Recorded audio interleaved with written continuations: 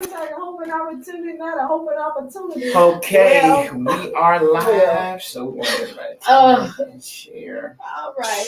Okay. Let me tag it. Let me We want get everybody forward to this tag. stuff. Share. So, Crazy. yeah, we want everybody to tag. Boy, I'm thinking about this thing. I was thinking about this show today. I was like, I gotta contain myself. So, Pastor, you're gonna have to regulate and moderate today because I gotta contain myself. And you're like, what is this? What kind of tomfoolery is this? What kind of foolishness is this? If it ain't the cow meeting the bull around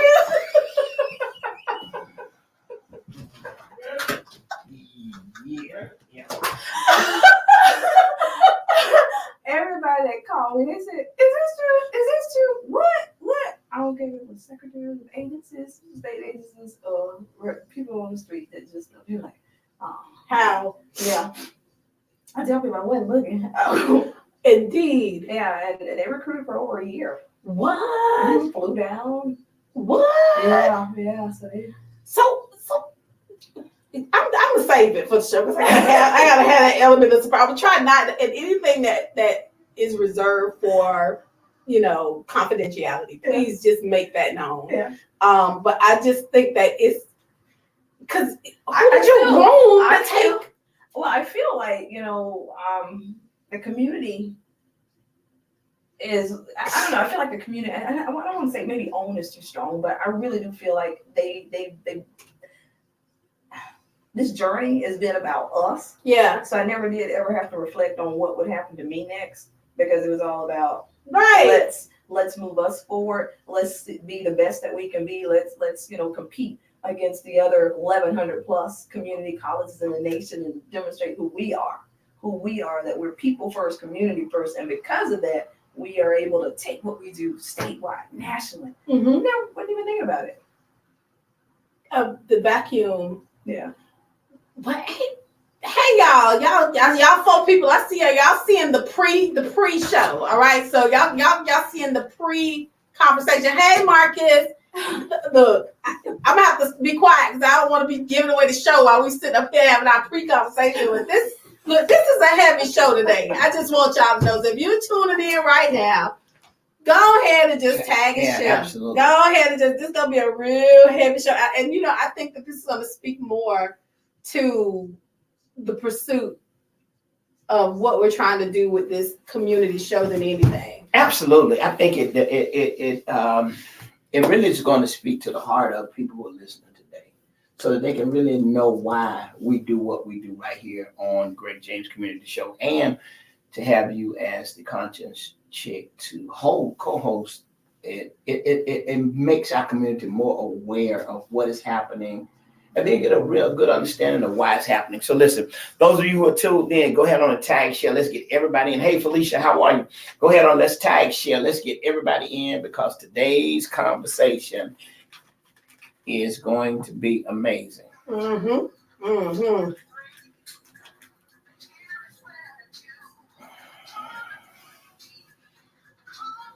Hmm.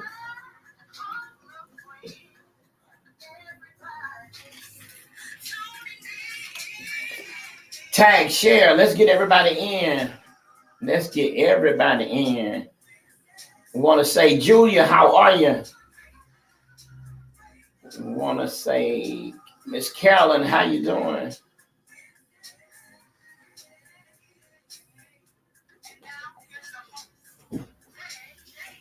Want to say good afternoon and once again, welcome to, that's right, it's the Greg James Community Show right here on 95.3 FM. Mm-hmm. Hallelujah.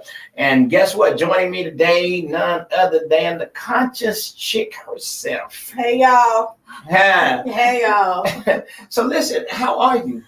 I am good, but this today is going to be a pretty heavy show. It is. I mean, it is. And before we get into the show, it's the first show of July. Mm-hmm. And with July, as a matter of fact, we got something big coming up for our birthday. We got a big birthday coming up on the 22nd of July. And so we're gonna be having a big look, because we can't just do nothing regular people do, like just have a party. Yeah, we're gonna have something big, and so we're gonna talk about that Let's too. talk about it. And we're gonna invite all of our listeners. To Everybody. come out. Yeah, everybody gotta Mhm. come. Everybody gotta come. We're gonna Shout out to Nicole Everett, who's She's gonna gonna also be one of July baby. Okay, all all right. right. Nicole gonna be joining us. She, well, you know, She Nicole July is too. July baby. Yes, All right. yes. All Nicole right. Everett. So let's Conversation with Nicole. absolutely conversation with Nicole. So we got a big thing planned for July. We're gonna tell y'all more about it, and we're Yes. definitely gonna be inviting you all to come out and be a part of it. Yesterday was a day of celebration, independence, freedom. Yes, it was. Was you out doing any? I was celebrating rest. Celebrating rest. Celebrating rest. Celebrating the blessing of sleep. Oh, okay, so you were asleep. God You were- bless America. Yes, you, sir. you were not participating Well, in none of the activities that were going on. I am gonna be honest. I stayed home. It has been the pace post COVID has been something else, and so I think that my commitment to myself is any opportunity I have to rest, You're I'm going to take it. Wow. Mhm. Well, I guess I'm gonna take a page from your book on today because I'm gonna have to start doing that. Yes. But listen, I tell you what we're gonna do. We're Y'all gonna heard him. Make him accountable to that statement, please, listening audience. And you Okay. know what we've got to do? We've got to do our fitness fast because so many people have been asking about it. And hopefully, before this month is over, we can have a date to get people signed in. So let me share with you, being open. I have started a phase of that. I have done a sugar. I'm on a sugar fast. Really? So I am not eating anything that has added sugar Wow. in it. So Okay. if it's made and God made it sweet, then I can't do nothing about that, right? Okay. But I have begun that phase. I want to see how we do that in terms of, I've seen a couple of challenges. Let's see what we can do. Yeah. Sounds good. Okay. Well, great then. Well, I mean, you've made a big step in the Big. direction of making it happen. Love So let's cake. listen. All of our listeners are coming on. Good afternoon. We want to say good afternoon to Alma Venice, Cedric Hey. Sykes, Katina Johnson, Mary Lambert, Dr. McCall. Go ahead on tag share. Let's get everybody in because today is going to be an interesting day because we are talking with Dr. Kimberly Moore. Yes. And it is amazing. We've entitled this Triumph the Transition. Mm-hmm. And That I was think- good too. You thought about that? That was real I good. think it is. Yeah, I that was think it real is. good. You know how to fix them levels. So listen. So welcome to the show. We've had you here on several occasions, but this time is a little different. Yeah. Yeah, it is. It really is. And because it's a little different, I think the word is out. The newspaper has made it clear. Television stations have made it clear. Facebook, all of the social media platforms have made it clear that you are transitioning. How does it feel? It's bittersweet because this community certainly is home and will always be home. And, when I think about the partnerships and relationships that have been formed and just some of the, great strides and maybe you'd even refer to them as triumphs that we've had, it is nothing beyond just, most people would have thought impossible. We made it possible. Yep. And that is probably the big thing for me. You can't help but think, wow, we did this together. What else did I leave on the field? But I will tell you, I have thought about that too. And I can tell you without a shadow of a doubt, I know that I put it all out there. Yes. That if Yes. there was something related to workforce, that it was a given that this community would know and be a part of it. I think it's very telling. I think when the word came across to me confidentially at first before the story broke, I think I texted you and said, "Is this true?" Wow. Everybody that was a starter. I don't care if you were state agency heads or people that I've known along the way from when I was a case manager here that started my first job in Tallahassee. You're like, is that true? Is that for real? What's gonna happen? Yeah. Yes. And so I think it's important as we put this into context, you're leaving, what that means. Okay. And we always say on the show when we have guests that are talking about economic development and community development, we always say that Tallahassee is the biggest exporter of talent. Absolutely. We are the biggest exporter of human. If there was a way, and I don't want to, give anybody any triggers here, post plantation. But if there was a way for us to quantify and to be able to make a return on the number of people that we send away or that leave us, the talent that we groom and bloom here, and that leave us, this would be like Fort Knox, because it is really, and this is a big hit, because this is the head curator of talent in outreach. She is the talent development guru for this area. Wow. From your experience being with CareerSource, youngest, Yes. first African American, right? Right. First African American to head workforce board in a community, as well as a workforce innovation department within a community college. You're the first African American woman to do that. Let's stick a pin in that. All right. And while you're there, Mhm. let's talk about that, because when we talk about triumphs to transition, Yeah. I think that was the start. I mean, leading up workforce as the first African American female, and you were pretty young at that time. weren't Yeah, I was Florida's youngest CEO to lead the workforce system. And for me, I will tell everybody, even when I was OPS, which was the first job, Right. you're talking. So you wait. Yeah. So you were working there as an OPS worker? I was an OPS worker, entry level, and in orientation, I asked the then CEO, what does it take to get your job? And I remember him saying it to me. He says, Kim, you got to pay your dues. It's taken me 30 years. And before I knew it, I mouthed out. I said, I don't have that long. And so 7 years later, I became Florida's youngest CEO Isn't and that first so? woman and first person of color. Yeah. Wow. And what does that mean to a local community? Yeah, right? absolutely. Because back then, the way that workforce boards were developed, Right. they were one stops, right? Right. There were places that were usually put in communities that had some type of marginalization or disconnect to the mainstream workforce, right? Absolutely. And they were meant to be, the whole reflection of what the community looks like, so that you would want to take advantage. And I always tell people this story, and maybe, I don't know if the listeners have recalled me saying this before, but while I was attending FSU and then I graduated, I actually went to what was then the Department of Labor to get my job referrals, and to one day be able to lead the system that gave other people And hope. that's something. And that's where I'd go get my referrals from on Monday, because that's the day that you got, they updated it with the new jobs. It's just a blessing all over it to lead something that is meant to give folks hope, and it's the same thing that gave you hope. Have mercy. Yeah. Wow. So you come into a system Mm. with this role. Mhm. The job to person ratio is what? Oh my gosh, at that point, because there was higher unemployment rates. I don't recall because it's been 20 plus years Yes. ago, but clearly there was a disconnect between what employers wanted and what job seekers had available in the way of skills. And so the task became, how do you make sure that the people have the skills so that when employers look for talent, they were not only able to get the talent, but they also wanted to pay them top dollar, because it's a two-way. We want you to be talented, have a talented workforce, and that you can compete, but you also want folks to not have to cobble together 2 and 3 jobs just to make it. That's right. Yeah. That's right. And putting it into context, I just want to set it up, Pastor, for the listeners, so they understand the depth of this. People relocate their businesses based upon the talent available in that area to be able to function and to hire and to staff.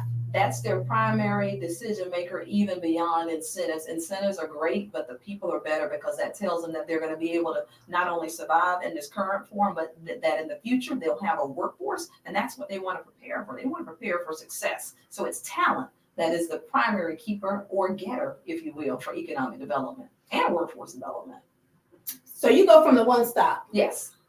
to being the curator of KSA, curator of skills, convener of what I would call the secret sauce of creating a skilled workforce that could accommodate new economic development, new business relocation. Let's talk about that transition from being kind of a facilitator of opportunity to being a curator of skills that would sustain opportunities in your transition from workforce to Tallahassee Community College. So that comes with trust.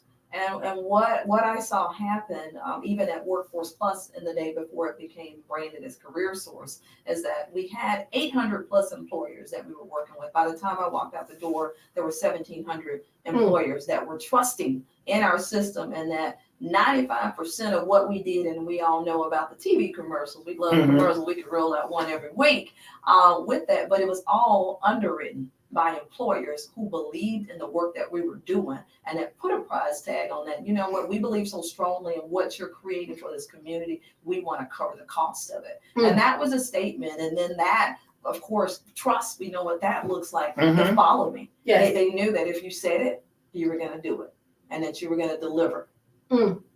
And that, I mean, that is a secret sauce. I told people, like, how did you do it? I said, it's relationships. I valued relationships. I made sure that if I said I was going to do it, I was going to do it. And I didn't ask anybody to do anything that I wouldn't do. That's right. Every staff person can say the same.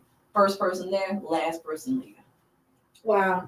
And so the work at TCC was different. It was, because it took into account what I knew from Workforce Plus and that I would hear with employers about, you know, why can't we just get talent the way we want it? Why does everything have to be a degree? And I'm like, it doesn't. Wow. It doesn't. You know, we can be 6 weeks, you can be 90 days or less. And we saw that pay off in a big way with COVID, where we looked at, you know, a large majority of the folks that have been impacted by COVID jobs, service, retail, hospitality, looked like us. Yes. And it was like, you know, how do you get people to feel comfortable that they can step back from life for just a moment to do this thing that's going to put them in a better position? And we know how that looks. That's right. Like, you got your light bill, you're looking at, you got your mortgage. You're like, how do I do this? Well, 90 days or less did this. We saw the largest number of African Americans take on these 90 days or less. And not only did they get a certification that put them in a different position, healthcare and public safety is what they pursue. 80% of them got 2 certifications. They're like, I can do this thing. I can do this thing. This whole model about caring for people, the Be Essential initiative, was not only replicated statewide, and they funded other state colleges to do what we did first. We did it in 2 weeks, rolled it out in 2 weeks. It became a nationwide model as well. And let's not forget that in your tenure, economically, the community has changed. Yes. Skills-wise, the community has changed. You went from an unemployment deficit and possibly a skills deficit, you know, of maybe double digits, right, to now you have for every 2 people, for every 2 jobs, there's 1 person. Absolutely. How do you get there? And you know what? And it's more than that. With COVID, I told people there were silver linings for some, but with employers, it really turned into a job seekers market. That's It's a right. job seekers market because people, you know, the light bulb went off. They're like, well, I can work remote.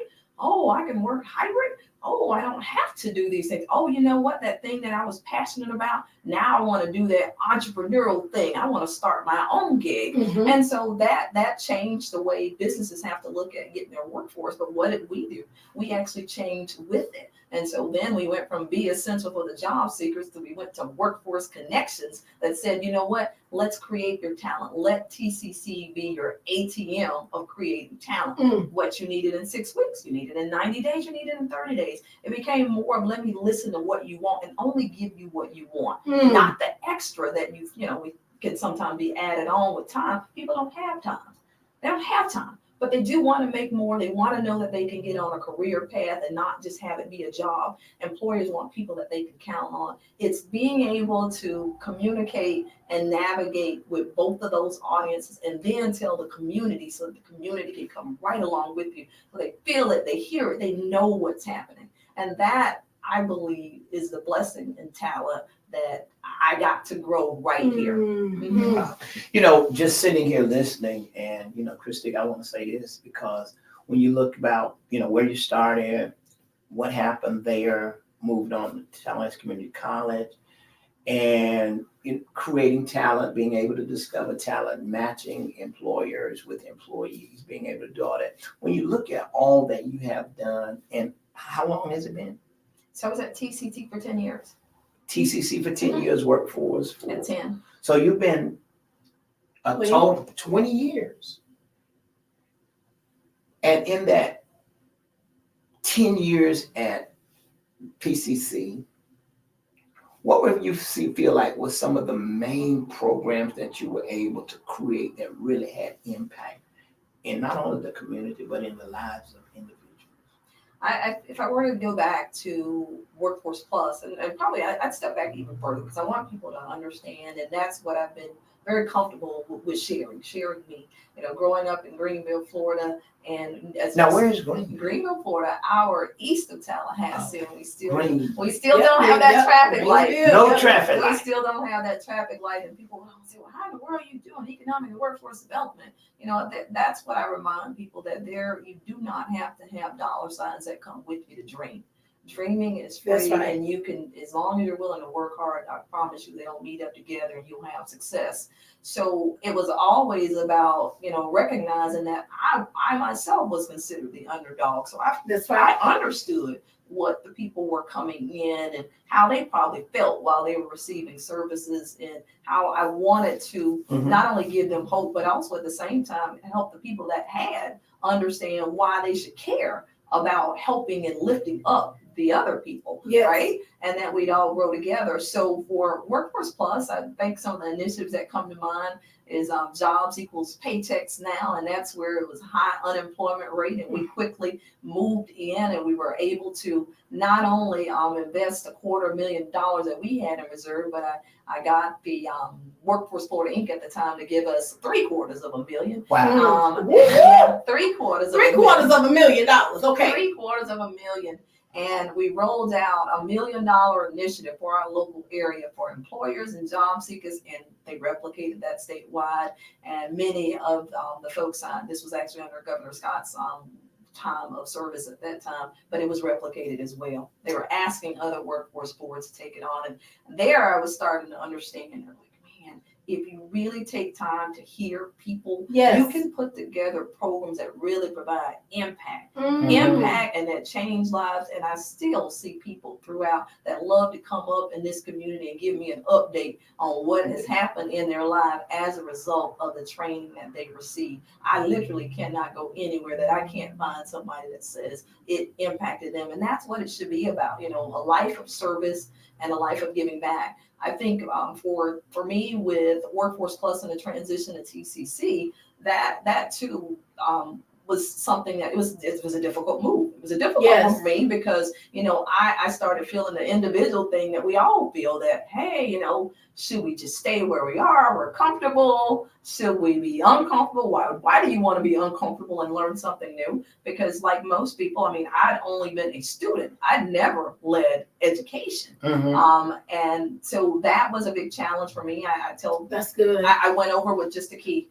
I remember the President Murdaugh and the panel asked me during the interview, said, what sets you apart? What makes you different? And I said, I'm turnkey.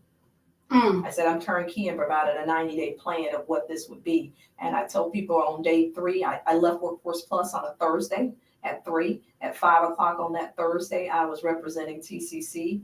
On Friday, it was my first day in the office, and on Monday, I was presenting the division, the vision for the division of workforce development. Woo! Y'all better stop. So I want to put a plug there. Right? Yeah, wow. Because I think that it's very important. And I was hoping that you said it without me saying it. When we're activating leaders in this community, they're visionary leaders. Right. Okay. And I don't mean in the, ethereal sense where, it's beyond reach. I mean that people come with a plan. They come with an understanding of the task. They say that she understood the assignment.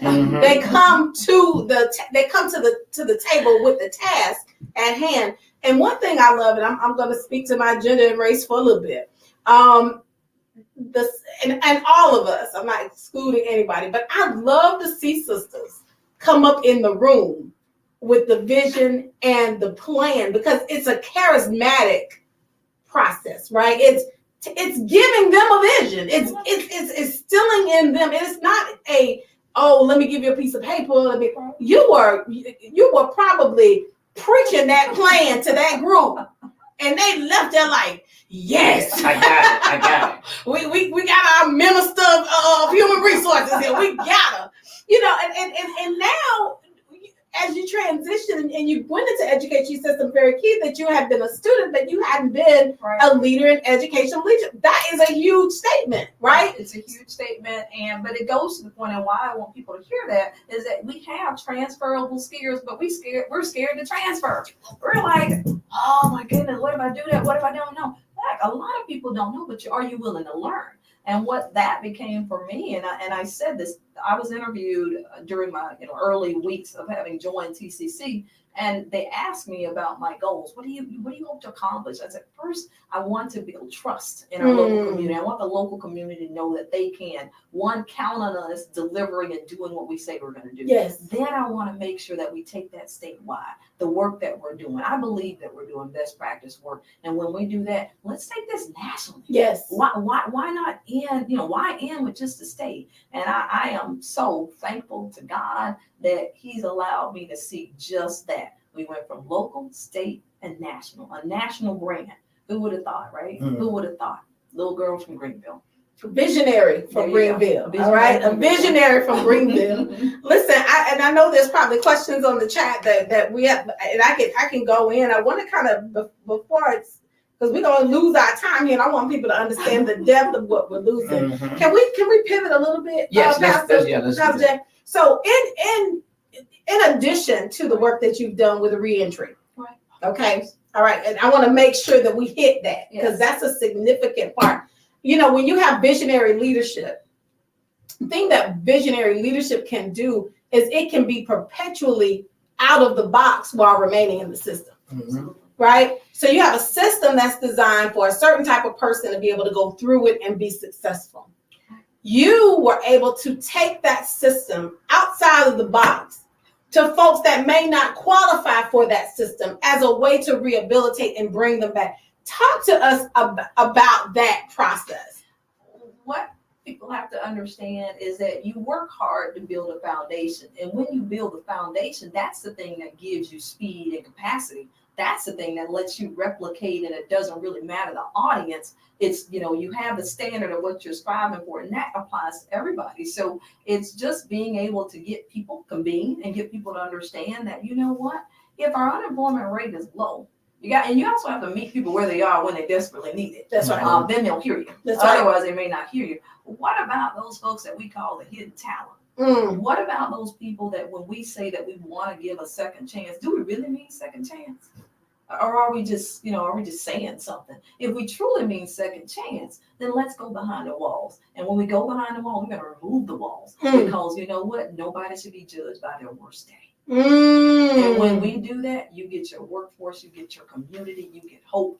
I love it as I go into the prisons and attend our commencements, and I'm just one-on-one with the guys and talk. They're in their commencement gowns, and we're turning the tassels just like you see everywhere. We can make sure that it mirrors what we want them to see and experience, the hope and the belief that, we have trained you not only for a career, but a career that makes you not only just a worker, but you can be the CEO. Mhm. It's plumbing, it's HVAC, it's across the board. That's right. And to hear that in these families that reach out to me when I post their sons' pictures on social media, and I'm right there in the middle with them that, hey, we're in this thing together. That has been more heartwarming than anything. TCC is the largest contracted workforce provider in the state of Florida. And that is because not only were we willing to invest, but also hope right along with them. But we were able to, spearhead, take the lead. Yes. And now other colleges are doing the same thing, getting in that space. I get calls like most recently from Texas.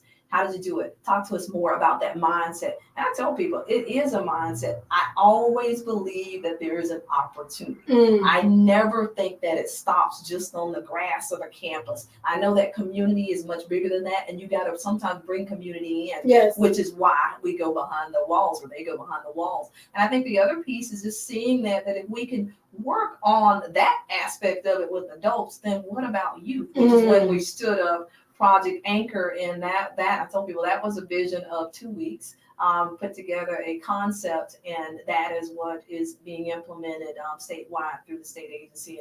And I am so thankful that God uses me I believe it as a little architect. A Mhm. little Mhm. architect, don't matter the time, we're gonna put it in because we know that we're gonna make the community better. Everybody's gonna feel like that they're a part of workforce. Woo, because they are. They are. They are. They are. And if They are. we don't activate human resource, then we get human depravity. Oh yeah. Right? If we're not using men in their skills, in their capabilities, then we're leaving men to their own. We're leaving men and women to their own devices. We're leaving them outside, right? Outside opportunity. Yeah. Absolutely. Which is why we partnered with FAMU Small Business Development Center to do what? To go behind the walls with us and to offer entrepreneurship training. Hey, that training that we just got to, we want to make sure that you understand how to turn that into a business. That's right. Yeah, it doesn't stop there. We want to make sure that you turn it into opportunity. And I think a story more which resonates with me still, probably about 3 to 4 weeks ago, we had a gentleman that had transitioned from incarceration, truck driving program, commercial vehicle driving, semi, Mhm. 8 weeks to a career, or a 6-figure salary. Not only did he complete the program, but he then started his own truck driving program when he got out. He hired 2 individuals that had been incarcerated with him, and he's also a councilman within the state of Florida. He's a councilman. So it's about the civic piece that we teach people too, and it's not just about that. You'll see more on him. He's going to be one of my last pieces of work where he will be an ambassador that talks about that program and the possibilities. And I love making sure that the community hears it in the voices of the people that you're impacting. It's not my story, it's your story. It's your story, and it's what we're creating together. I just am thankful that I get to write some of this stuff down, but they are truly the ones that get to live it out. But you got to create the right environment for that to happen. Yes. Yeah.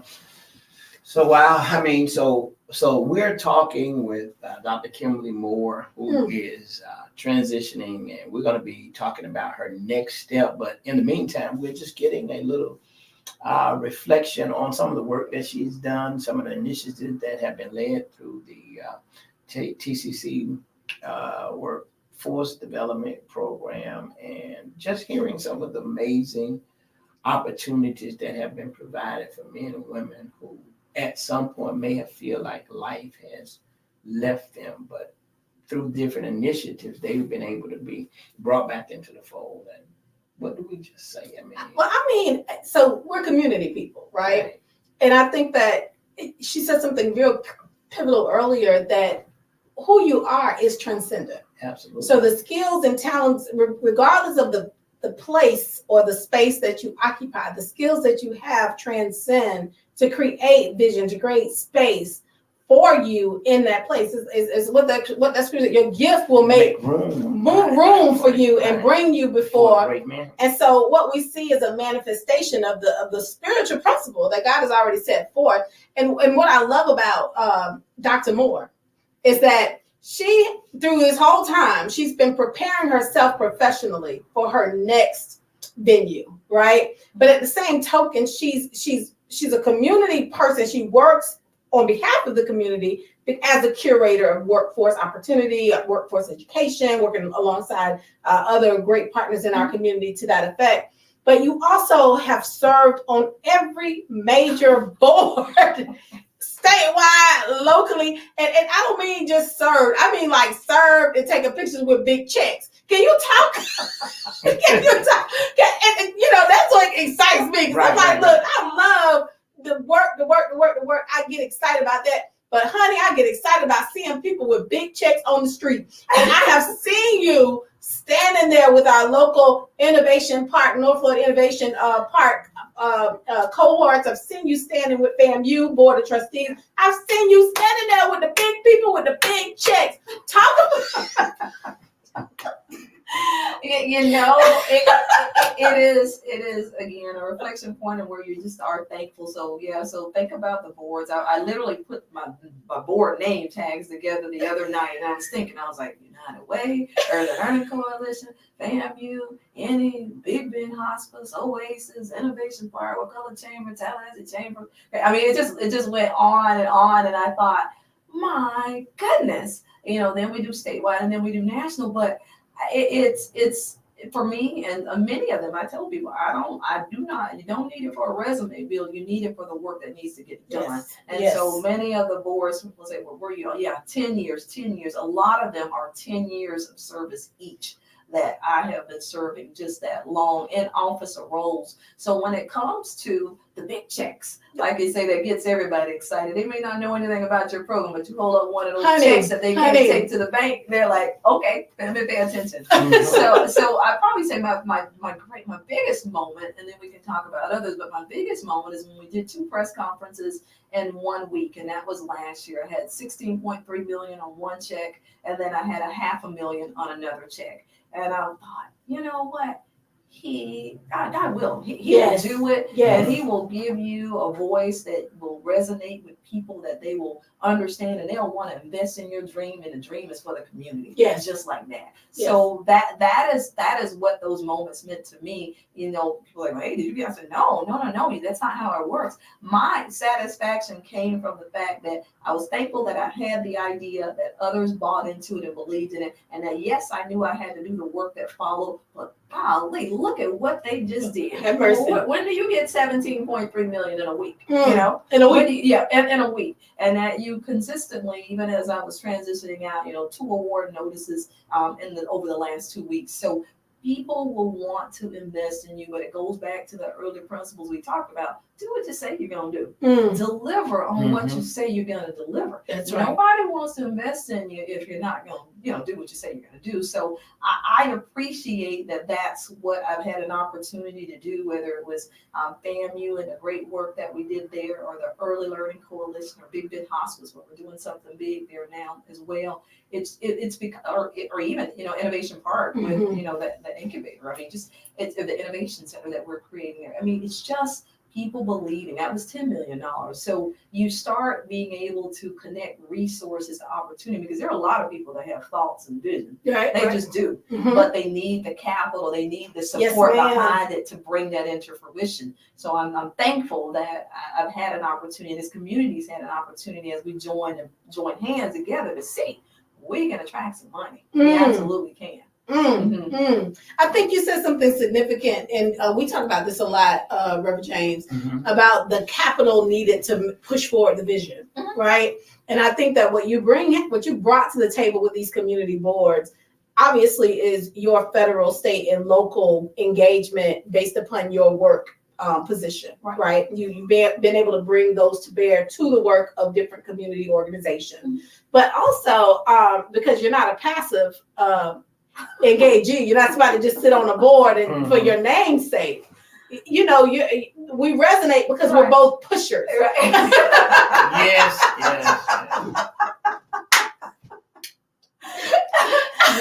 Well, what do you say about that, Pastor James? Well, I have to totally agree. I think that we might have a pusher and a pushee. But at the end of the day, when you're passionate about what you're doing, then therefore your actions are going to always cause you to be pushing towards making it happen. As I was listening to one of the things that you were saying about being able to bring capital, being able to know that the programs that are being presented have to have the necessary capital behind them to be able to sustain. And for those who are listening, I think the key to it is, when you say you're going to do it, have a track record of doing it, and people don't mind investing in what you're doing. Certainly, Christy, so much in the last 20 years with Dr. Moore here in Tallahassee. I want to take the remaining 10 or 15 minutes to talk about this transition. How hard was it being here for 20 years, 10 years at Workforce, 10 years at TCC? How did all this develop?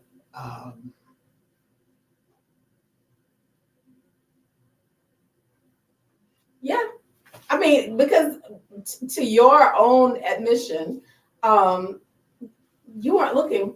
No, I wasn't looking, but what I tell my team members, my directors, and others in my division, I said, you work hard, you won't look for a job. And I've said it to other people that know me in close circles. I said, I'll never look for a job.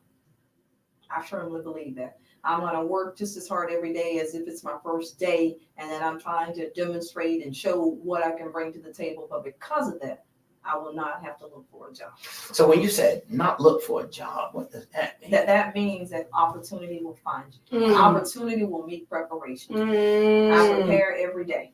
Mm. I don't know where, but I know it will. I know it'll happen. And I think that that's important, an Right. important point to point out, right? Because we're having these conversations about, skills development, potential rearing, being able to, as a community, if we talk about the Black community in general, we are a whole heap of fully unrealized potential, right? We have some stars that shoot out. We have some folks who sprout up, bamboo sprout up, they grow the roots and people appear to think that they're shoot like you.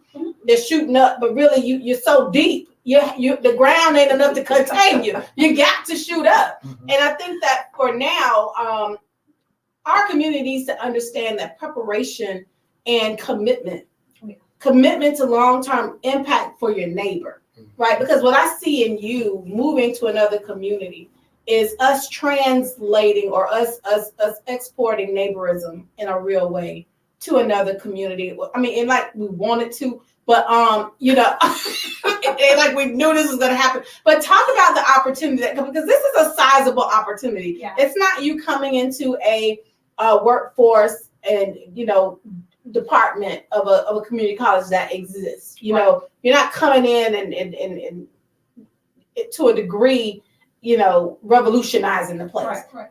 You ain't got no place.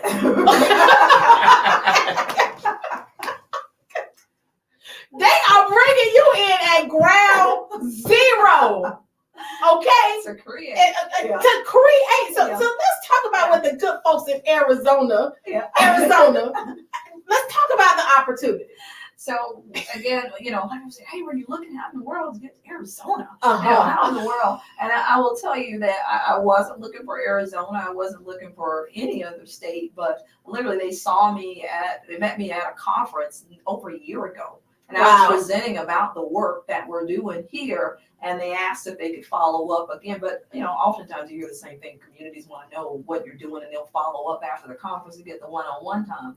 They followed that up by coming here. They flew here. They wanted to see it. They wanted to be closer to it. And again, I didn't think anything beyond that because, again, I have other countries that come 2 times a year in our partnership with Florida State that question what it is that we're doing and how we're doing it. So I didn't think anything of it. But what they expressed to me probably right at about the 6-month mark of having conversation is that we want to stand up a division. They didn't have a division of workforce innovation. They're like, we've not done that before. And I said, well, I can't imagine any country in the United States that does not need a division of workforce innovation, but it has to be led by the right leader. So they worked with me and they asked if I write their workforce plan. I did. And that was, again, thinking that, okay, they will have a blueprint that they can just go on and do great things. And then they, of course, created a position. And I was like, well, great, make sure you hire the right person. That's what I'm saying to them. Wow. And then lo and behold, I learned that the only person that they're talking to is me. And again, it was humbling but then, once you move from the being humble, you're like, oh my gosh, what does this mean? This means another state. This means, do you want to start something that didn't exist? And then I'm reminded of the whole journey, the journey that says that, when I came to Workforce Plus, I'd never been a CEO. I had a desire since I was 14. When I went to the Wakulla Chamber of Commerce, I'd never been a chamber president. That's right. And lived out of county on that. They said yes. I said yes. It's a great marriage. Never, led the workforce system in education until I got to TCC. And not only did God allow for those things to be led, but he allowed them to be led in such a way that not only did I know who he was as a result of following that lead and believing that he could expand the territory, that others saw the same thing. And it wasn't in a boastful way. It was more of just an appreciation of what hard work and faith and Lord's, I call it the favor upon it. And that, am I saying that he won't do it again? No, I know he's going to do it again. Yes. He's going to do it again. And he's going to do it in a way that we think is non-conventional. You're like, how in the world you go to a territory that's showing you I believe that he can do the same thing there. He's already shown me. And I believe on that repeat performance and track record. He has a track record. Have mercy. He has a track record. Yes, he and does. he's given me mine.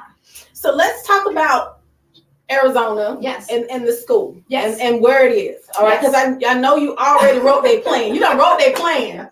I mean, audience, she wrote their plan. Who else was they gonna hire? I mean, obviously, the Minister of Workforce Development has written your plan. Who else you gonna bring in but the minister? That's like asking if Jesus living, who gonna preach your sermon? Let's go get Jesus. All right. He already, he done wrote the book. He is the scriptural authority. But listen, I'm playing for all of y'all that might be God forgive me. Listen, what's the demographic picture in the community that you're going? Because I know you already know this. You already know what the demographic, what the needs, what the gaps. Talk to me about the demographic profile of where you're headed. And this will be the shocker for all. So the demographics area is 1%, less than 1% African American.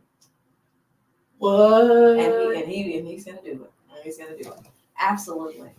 Absolutely. So you would say, what in the world? But here's the deal. In the space of workforce development and economic development, you are less likely to find a woman, and even more or less likely to find a person of color. That's been the space that I've been operating in for 20 years. 20 years. So it wasn't foreign at all to believe, because it's relationships. It's relationships. And if you can do it in this context, you can do it in another context. You can just keep on. Yes. Replication, 1% minority. And the unemployment rate for the community there. It's under 3%. Under 3%. But huge opportunity, because there's large companies that are interested in locating there. Okay. And you got to grow the workforce, but you also at the same time, you got to get the community embrace this thing that workforce is real. And it's also an attractor of people, because if you get businesses there, then you can also attract people and family. I think the great thing that Yavapai, that's the county, that they have there is just the quality of life. Okay. Yeah, quality of life, and I call it a live donor population. What do I mean by that? 62% of the residents are looked at as millionaires. What? Yeah. 62%?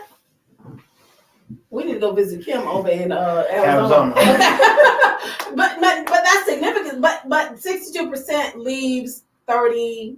Absolutely. And to work with. Okay. Right, yeah, and 38 to work with, but also it gives you space that you need to attract. And that's whatever right. you get, you need to keep. It needs to be more, less transactional. It really does need to be relational about, hey, this is where you not only get your training, but this is also where you work and you live, with your family, and that we use that as a means of attracting economic development. So the thing that I'm most excited about is to create the collaboration and the conversation that gives us one sheet of music to be able to work from. And when we have that, we can attract and compete with the best of them. Mm-hmm. You just have to have everything lined up, whether it's K through 12, whether it's your economic development partners, your workforce development, your post-secondary. Mm-hmm. I am so excited about that. And I can tell you that Arizona, the state itself, and local have already, when the announcement was made, they were reaching out. It reached 6 of the newspaper outlets there. They are already sending emails about collaboration. Wow. Yeah. Already.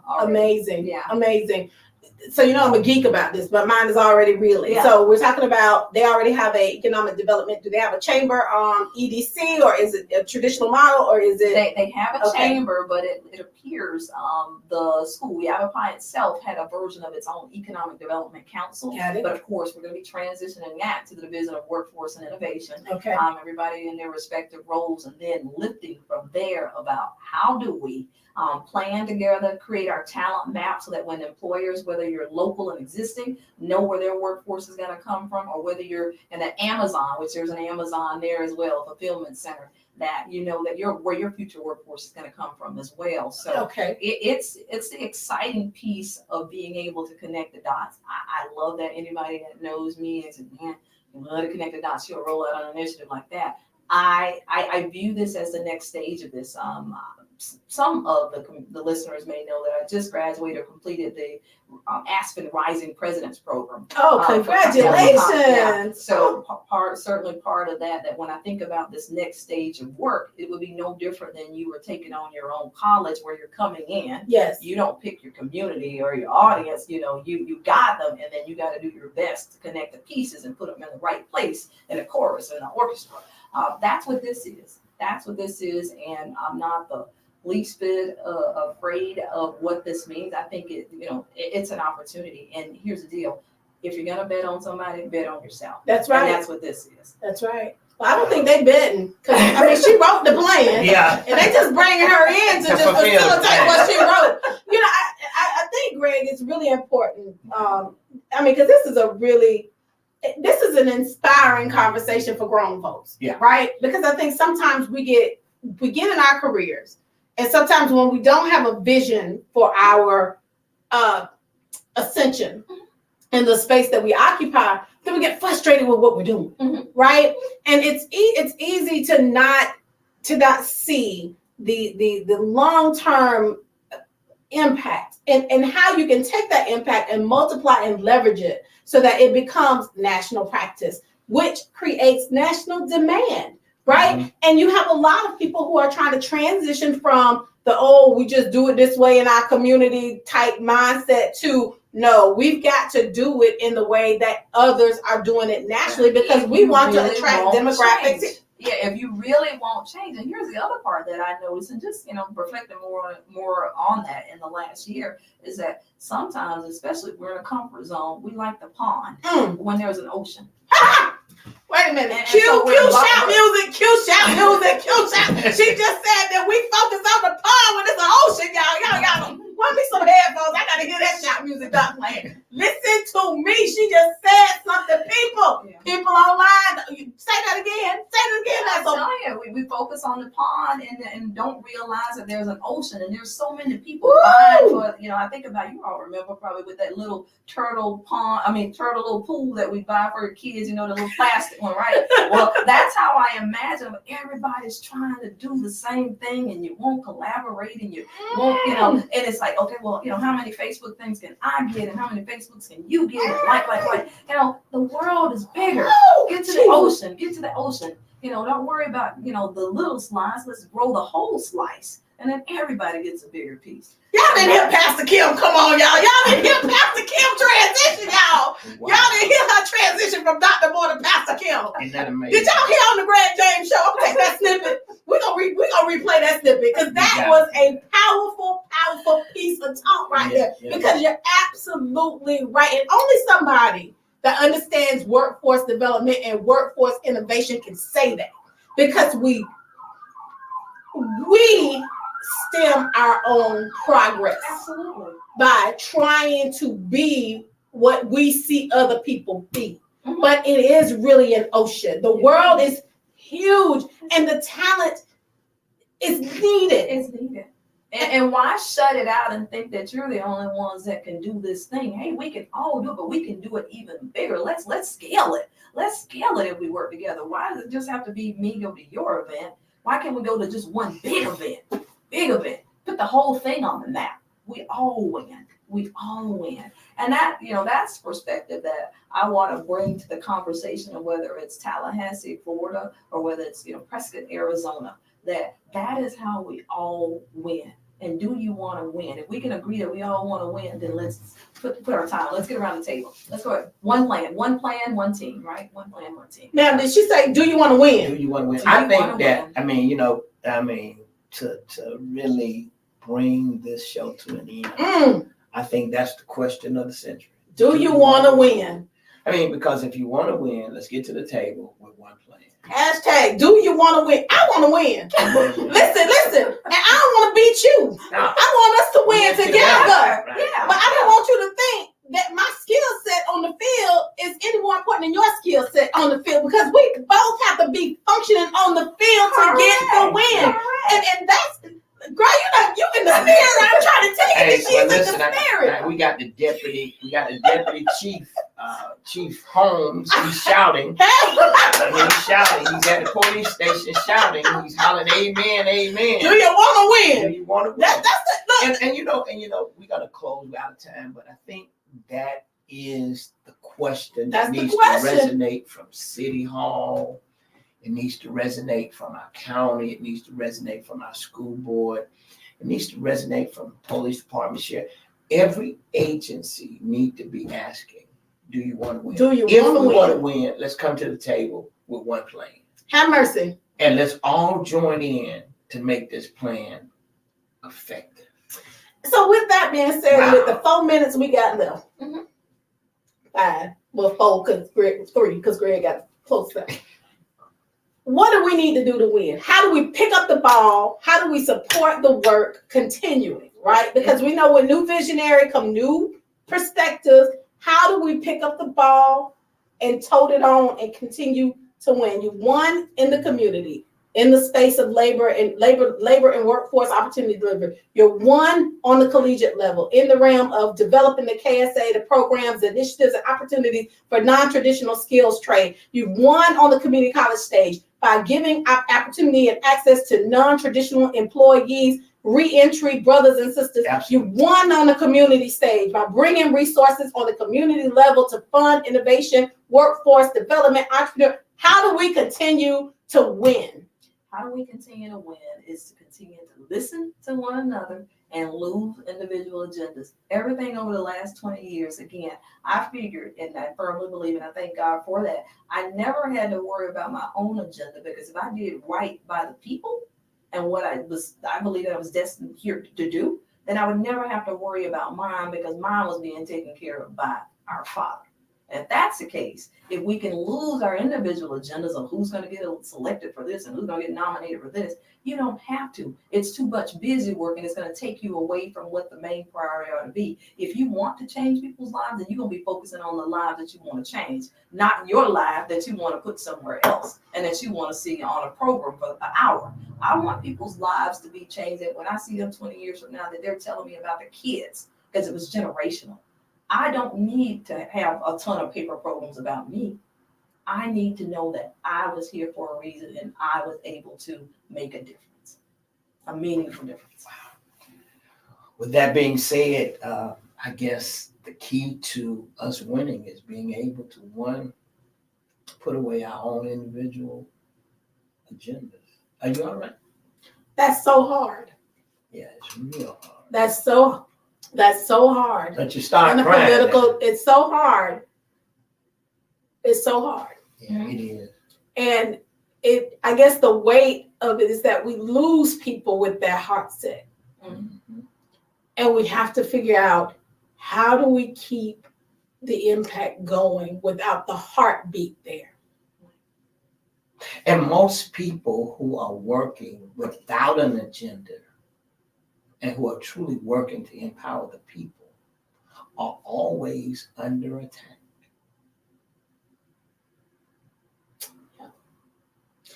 So we are excited about the transition for you. This is the next space of opportunity for you.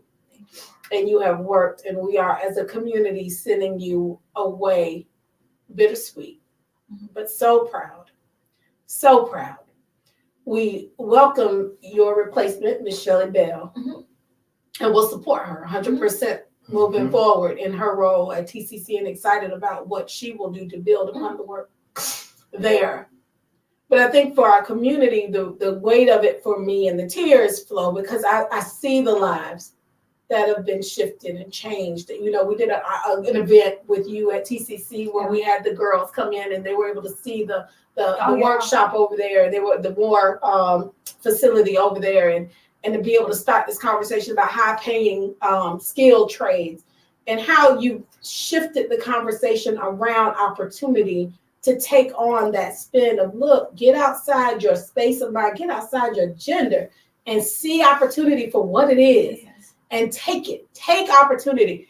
It takes a passionate visionary to do that. So I think for me right now, your words prophetic. Do you want to win? Do you want to win? Do you want to win? That hit me right here, Pastor. Yeah, it hit me too. It was powerful, and Because the flip side of it is that you won't win. You won't. You won't. And that is a given. You won't. You won't. And that's the same thing I asked the team when they reached out to me for Yavapai. Do you want to win? If so, I'm not coming to lose. I'm coming to win. I want to win every day. wow. Hey, with that being said, we wish the favor of God upon you, and certainly we are thankful for the work that you've done for over the last 20 plus years here. And I think you leave the show with the question of impact. And those of you who are listening, who are CEOs and who are community advocates and who are leading organizations, I think that's the question that we must start resounding from wherever we are. Do we want to win? And if we want to win, there needs to be one plan. And we need to bring the players who make things happen to the table to help operate that plan. Hey, it's been an amazing show today. And with the last 30 seconds, what would you say to the 10,000 listeners that are tuned into this broadcast on today? I just want to say I'm so thankful that you all trusted me, believed in me, worked with me, our service partners. I mean, I cannot even put to words how it feels with this send-off, feeling the arms of this community wrapped around me. And we're saying thank you to each other, because there would not have been a me were it not for you. And I'm just thankful and forever grateful. And just remember, this is where home is. And I always tell people I'm returning bigger and better. Wow. And I think this afternoon, the Capital City Chamber. Capital City Chamber is having a reception over at Joe Ellen's. Yep. Okay, so listen, today, what time does that start? 5 to 7. 5 to 7 at Joe Ellen's with Katrina Turkis in the Capital City Chamber. And you're going to be there. So those of you who are listening to the broadcast, if you want to stop by, you got an opportunity to do so. You're invited. Get your picture taken. Yeah. With that being said, I guess, hey, for those of you who listen to the broadcast, we want to thank God for you. Those of you on all of our virtual platforms, we thank God for you. Yes. And certainly we thank God for you, Dr. Kimberly Moore. What is the final words that you want to say? Do you want to win? Hey, and that's how we wrap it up. Do you want to win? And don't forget now, Friday, Saturday, and Sunday, Life Church International, we're going to be showing men how to win. It's our men's only weekend, and we are excited because I got to ask them, do you want to win? That's what you got. That's the word. That's the word. Hashtag, do you want to win? Hey, we out. Be blessed. Hey, listen, wow, what an amazing time. Thank God for all of you who are joining us today. And certainly, it's been amazing. Make plans to join us on Friday night. All your men, Life Church International. We're looking forward to seeing you. I feel and I need you to ask everybody the around you, neighborhood do you is want a to win? different. Until then,